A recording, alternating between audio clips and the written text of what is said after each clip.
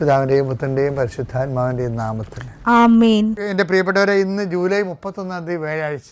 അമ്മേ പരിശുദ്ധമേ, അമ്മേ പരിശുദ്ധമേ, ദൈവമാതാവേ, ദൈവമാതാവേ, കൃപാസനത്തിലൂടെ ഞങ്ങൾക്കും ഞങ്ങളുടെ ദേശത്തിനും അമ്മ മധ്യസ്ഥം തേടി തന്ന എല്ലാ അനുഗ്രഹങ്ങൾക്കും കൃപകൾക്കും ഞങ്ങളിപ്പോൾ ഹൃദയം നിറഞ്ഞ നന്ദി പറയുന്നു. അമ്മേ പരിശുദ്ധമേ, അമ്മേ പരിശുദ്ധമേ, ദൈവമാതാവേ, 2004 ഡിസംബർ 7 ഉച്ചകഴിഞ്ഞ് 2:30 കൃപാസനത്തിൽ സംഭവിച്ച അമ്മയുടെ പ്രത്യക്ഷപ്പെടലിനെ കുറിച്ച് തിരുസഭയ്ക്ക് സമർപ്പിച്ചിരിക്കുന്ന പഠനരേഖകളുടെ മേൽ സഭാത്മകമായ പഠനം ആരംഭിക്കുവാൻ ഞങ്ങൾ പ്രാർത്ഥിക്കുന്നു. അമ്മേ പരിശുദ്ധമേ, ഭൂസ്വർലോകങ്ങളുടെ രാജ്ഞിയായ അങ്ങയ്ക്ക് ഭൗമ സംരക്ഷണത്തിനായി പ്രപഞ്ചപ്രകൃതിയെ തന്നെ തിരുസഭ പ്രതിഷ്ഠിക്കുവാൻ ഈ പ്രത്യക്ഷീകരണ വഴി ഇടയാക്കണമേ. പരിശുദ്ധമ്മേ, ജപമാല മാതാവേ, സകല കൃപാസനം പ്രാർത്ഥനകളോടും ചേർത്ത് ഞങ്ങളിപ്പോൾ പ്രാർത്ഥിക്കുന്ന ഈ കുടുംബത്തിന്റെ പ്രത്യേക നിയോഗം.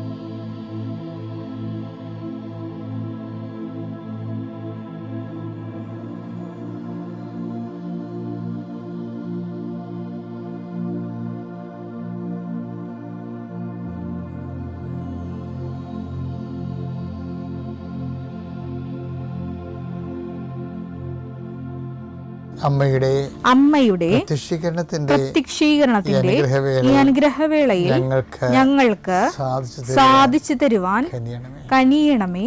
വിശ്വാസ പ്രമാണം. സർവശക്തനായ പിതാവും ആകാശത്തിന്റെയും ഭൂമിയുടെയും സൃഷ്ടാവുമായ ദൈവത്തിൽ ഞാൻ വിശ്വസിക്കുന്നു. അവിടുത്തെ ഏകപുത്രനും ഞങ്ങളുടെ കർത്താവുമായ ഈശോമിശിഹായിലും ഞാൻ വിശ്വസിക്കുന്നു.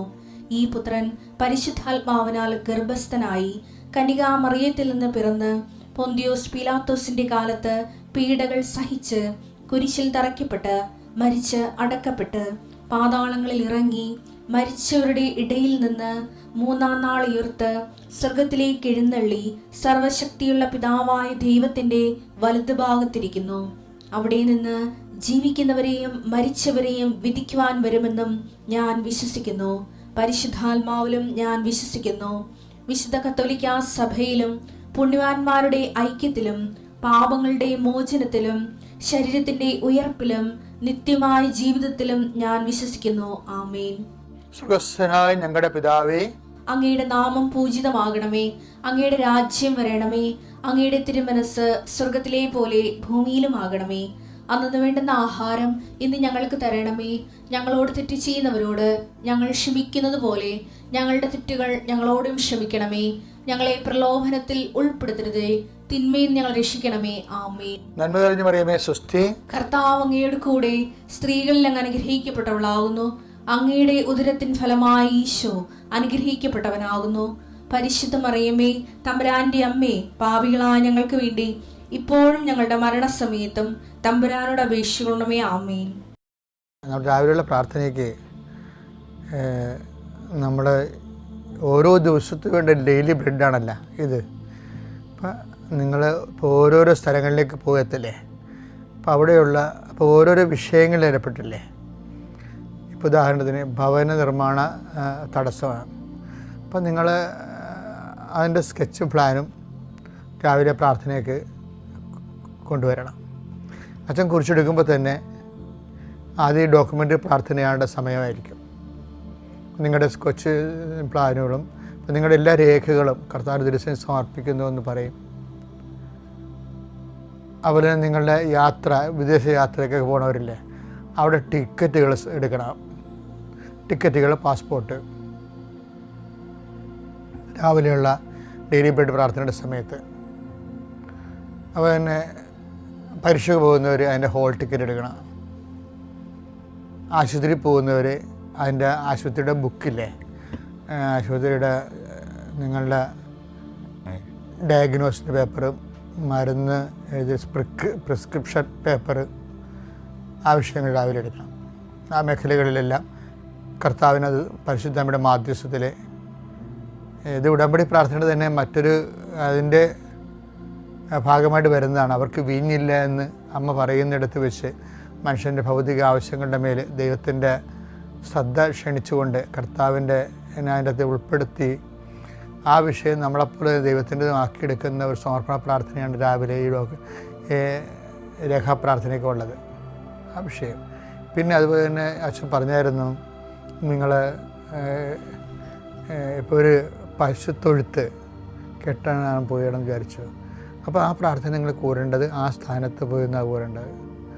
അടുക്കള കെട്ടുന്നവരും എക്സ്ട്രഷ എടുക്കുന്നവരും കാർ ഷെഡ് ചെയ്യുന്നവരും ഒക്കെ ഈ പ്രാർത്ഥന അവരുടെ ആ ഉദ്യമം വേണ്ടി ഇപ്പോൾ ഈ നിലവിലിരിക്കുന്ന ഉദ്യമം എന്താണ്?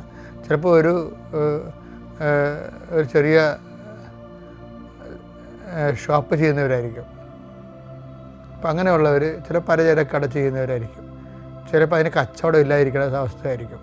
അപ്പോൾ നിങ്ങൾ ആ പ്രാർത്ഥന കച്ചവട സ്ഥലം അടുത്താണെങ്കിൽ, കച്ചവട പീടിയൊക്കെ അടുത്താണെങ്കിൽ ആ ഷോപ്പിൽ പോയി നിന്ന് ആണ് ഈ പ്രാർത്ഥന കൂടേണ്ടത്.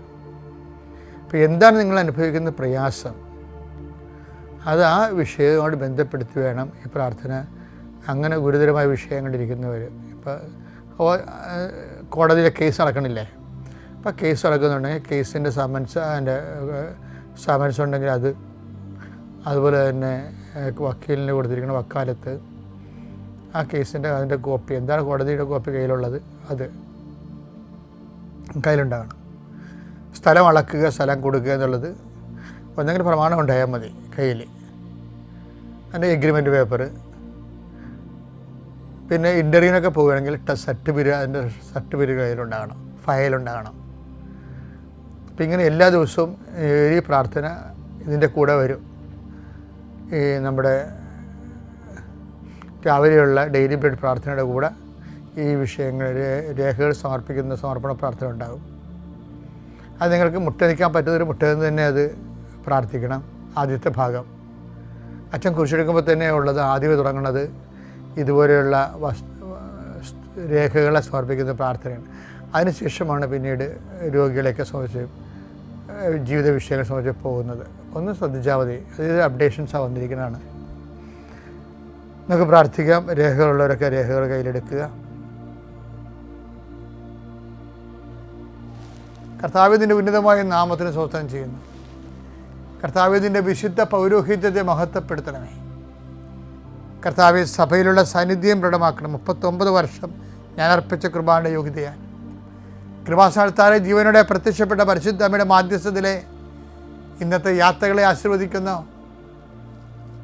കർത്താവ് രോഗികളെ ആശീർവദിക്കുന്നു.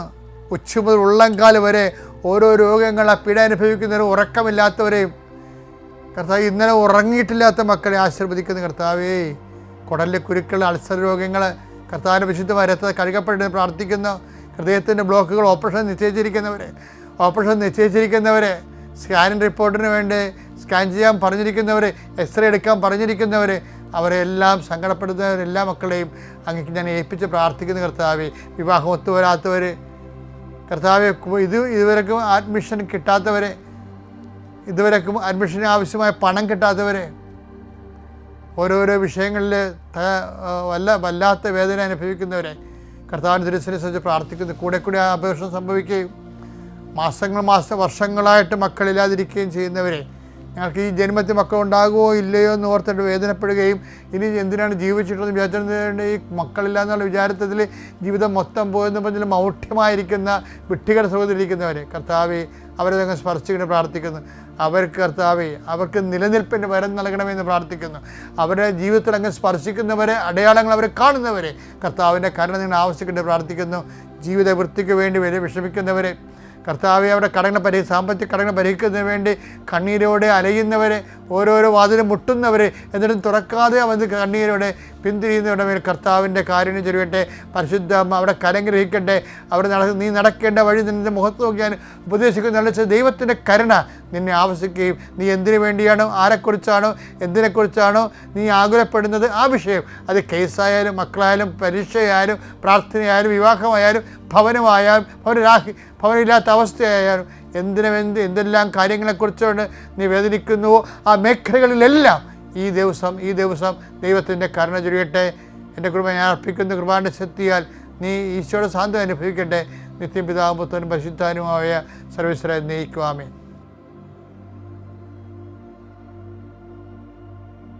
നമ്മൾ ഇന്നലെ കണ്ടതിൻ്റെ തീഷ്ണതയുടെ ബാക്കി ഇന്നലെയൊക്കെയാണ്. ഇപ്പോൾ എപ്പോഴും ലിങ്കിങ് ഉണ്ടാകും കേട്ടോ. ഇപ്പം ഇന്നലെ എന്താ കണ്ടതെന്ന് വെച്ച് കഴിഞ്ഞാൽ മത്തായി ശ്ലീഹായുടെ സുവിശേഷം 13-ാം അധ്യായം 27-ാം വാക്യം. യജമാനനെ നീ വയലിൽ നല്ല വിത്തല്ലേ വിതച്ചത്, പിന്നെ കളകൾ ഉണ്ടായത് എവിടെ നിന്ന്? ഞങ്ങളത് പറിച്ച് കളയട്ടെ നോക്കുമ്പോൾ പറയും, നിങ്ങൾ കളയണ്ട, നിൽക്കട്ടെ, യുഗാന്ത്യമാകുമ്പോൾ ഞാനത് എൻ്റെ രീതി ചെയ്തോളാം എന്ന് പറയും. ഓക്കെ. അപ്പം ഇതെന്ന് വെച്ച് കഴിഞ്ഞാൽ അതിൻ്റെ ഉള്ളിൽ വിശ്വാസത്തിൻ്റെ കൂടെ അവിശ്വാസത്തിൻ്റെ കളകളുണ്ടാകും. നമ്മുടെ ഉള്ളിലും ഉണ്ടാകും, പുറത്ത് സമൂഹത്തിലും ഉണ്ടാകും. എന്നിട്ട് വിശ്വാസത്തിൻ്റെ പക്ഷം ചേർന്ന് നിൽക്കുന്നതിന് പരീക്ഷണങ്ങളുണ്ടാകും. ചിലർ പരീക്ഷണത്തിൽ അങ്ങ് അകപ്പെട്ടു പോകും. ചിലർക്ക് പരീക്ഷണങ്ങളെ വിജയിക്കാൻ വേണ്ടി അവൻ വിശ്വാസത്തിൽ ഉറച്ചു നിൽക്കുന്ന കാരണം അവന് സത്യസന്ധതയ്ക്ക് ദൈവം അവൻ്റെ കഴിവിൽ കൂടിയ പരീക്ഷണം കൊടുക്കത്തില്ല. അത് ദൈവം ചെയ്യുന്ന ഒരു ആനുകൂല്യമാണ്. 1 കൊരിന്ത്യർ 10:13 നിങ്ങളുടെ ശക്തിക്ക് അതീതമായ പ്രലോഭനങ്ങൾ ഉണ്ടാകാൻ അവിടുന്ന് അനുവദിക്കുകയില്ല. പ്രലോഭനങ്ങൾ ഉണ്ടാകുമ്പോൾ അവയെ അതിജീവിക്കാൻ വേണ്ട ശക്തി അവിടുന്ന് നിങ്ങൾക്ക് നൽകും. ആർക്കാണ് നൽകണത്? വിശ്വാസികൾക്കാണ് നൽകണത്. വിശ്വാസികൾക്ക് ദൈവം അവരുടെ ശക്തിക്ക് അതീതമായ പ്രലോഭനം കൊടുക്കത്തില്ല, ഉണ്ടായാൽ തന്നെ അതിനെ അതിജീവിക്കാനുള്ള ശക്തി കൊടുക്കുകയും ചെയ്യും. ഇങ്ങനെയാണ് ഈ പതിരും കതിരും തമ്മിൽ വേർതിരിക്കണത്. ഇപ്പം ചില ആൾക്കാർ കളകളെന്ന് പറയുന്ന ആ മത്തായി 13:27 കക്ഷികൾക്ക് അവർ പ്രലോഭനങ്ങളെ താങ്ങാതെ അവർ വീണു പോകും. വെളിപാട് 3:8 നിന്റെ ശക്തി പരിമിതമാണ്, എങ്കിലും നീ എൻ്റെ വചനം കേട്ടു.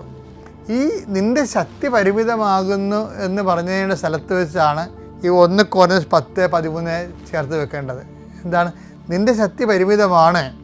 എന്തിനാണ് ശക്തി പരിമിതമായിരിക്കുന്നത്? പ്രലോഭനങ്ങളെ ചേർക്കുന്നതിന് വേണ്ടി. അപ്പം ദൈവം ഒരു ആനുകൂല്യം കൊടുക്കും. എന്താണ് അവർക്ക് കൊടുക്കുന്നത്? പ്രലോഭനങ്ങൾ ഉണ്ടാകുമ്പോൾ അവയെ അതിജീവിക്കാൻ വേണ്ട ശക്തി അവിടുന്ന് നിങ്ങൾക്ക് നൽകും. ഇവിടെ വെച്ച് ഇതിനെ അതിജീവിക്കാനുള്ള ശക്തി പരിമിതമായത് കൊണ്ടാണ് ഈ ശക്തി നൽകണത്. അപ്പോൾ ഈ ശക്തിയാണ് ദൈവത്തെ തള്ളിപ്പറയുന്ന ആൾക്കാർക്ക് അവരുടെ ആളുടെ കുഴപ്പങ്ങൾ കൊണ്ട് അനുഭവവേദ്യമാകാതെ വരണത്. ഇവിടെ വെച്ചാണ് പതിരും കതിരും ഒക്കെ തിരിയണത് ഇങ്ങനെയാണ്. അപ്പം അതുകൊണ്ട് നീ ഉറച്ചു നിൽക്കണമെന്ന് പറയും. ഈ ഉറച്ചു നിൽക്കുന്നത് എന്തുകൊണ്ടായിരിക്കും? തീഷ്ണത കൊണ്ടായിരിക്കും, അല്ലേ?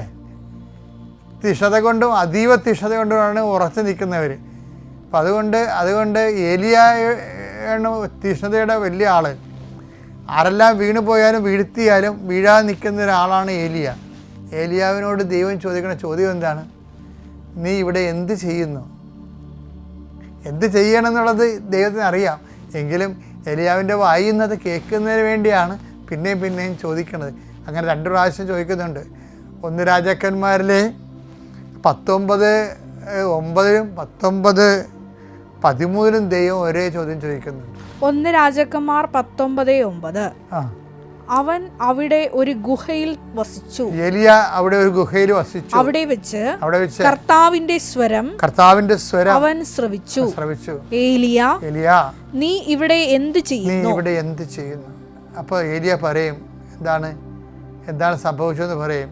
എന്താണ് ചുറ്റുമുള്ളവർ ഇസ്രായേൽ ജനം ഉടമ്പടിയിൽ അവിശ്വസ്തത കാണിച്ചു, നമ്മുടെ പ്രവാചകന്മാരെ ജെസബേൽ വധിച്ചു, ഞാൻ മാത്രം അവശേഷിച്ചു. ഈ ഞാൻ മാത്രം അവശേഷിച്ചു എന്ന് 2 പ്രാവശ്യം ഏലിയ പറയുന്നുണ്ട്. 1 രാജാക്കന്മാർ 19-14 വായിച്ചേ.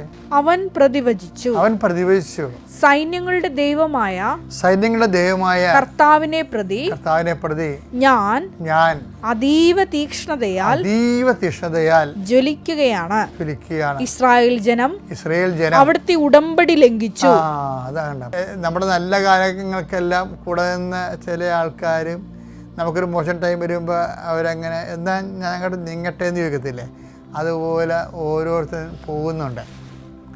അതാണ് ഇത്രയും തീക്ഷ്ണമായിട്ട് ഏലിയ പറയണത്. നീ ഇവിടെ എന്ത് ചെയ്യണമെന്ന് ചോദിക്കുമ്പോൾ പറയും, ഞാൻ എൻ്റെ ദൈവമായ കർത്താവിനെ കുറിച്ചുള്ള തീക്ഷ്ണതയായി ജ്വലിക്കുകയാണ്.